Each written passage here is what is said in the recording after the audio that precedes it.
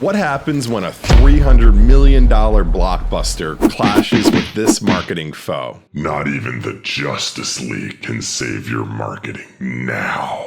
With the strategy and planning of a marketer, Zack Snyder mapped out the DC extended universe to compete with Marvel. He crafted long-term storylines that would resonate deeply with fans, but then something marketers know all too well happened.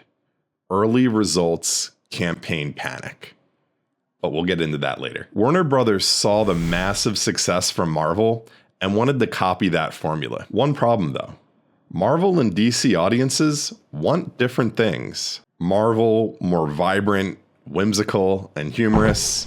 DC being more dark and gritty, intense. There's even a rivalry between the fandoms. Well, who's the best superhero?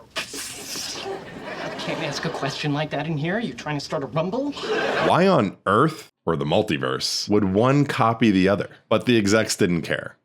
When they saw the early underperformance of Batman vs. Superman, they went into what I call campaign panic. That moment in marketing when early results come in and the leadership team second guesses the strategy and steps in. Snyder was midway into post-production when executives brought in Joss Whedon, the Marvel Avengers director, to rewrite and reshoot key scenes. Then tragedy struck and Snyder stepped away due to the loss of his daughter. Whedon took full control, turning the DCEU into a Marvel movie with DC superheroes. After rewriting something like 80 pages of script and only using 10% of the original footage, the movie was a colossal flop. Fans calling it rushed, disjointed, and overall inferior to Snyder's vision. And in true comic book nerd fashion, they were pissed. But here's where things get interesting. Fans already knew that Snyder filmed and completed most of the original version, and even started a marketing campaign, the ReleaseTheSnyderCut movement. This campaign was targeting Warner Brothers execs, including bus stops, billboards, even a billboard in Times Square. And during the perfect storm of COVID-19 lockdowns, the movement exploded. Hashtag ReleaseTheSnyderCut trended worldwide.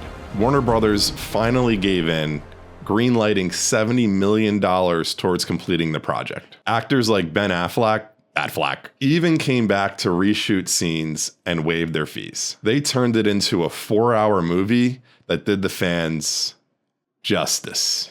And when Snyder finally got to finish his vision, it totally delivered. Did you see the premonition scene? So what if the executives had trusted the process? They would, lesson 1, get leadership buy-in early. If you don't align leadership up front, panic creeps in. I understand how you feel, Mira. Lesson 2, once it's established, protect the core vision of the campaign. Stay true to your brand and strategy, even when early results take time. But we have to stick to the plan to have any chance to make this right. Lesson 3, don't blindly copy the competition. What works for your competitor may not necessarily work for you.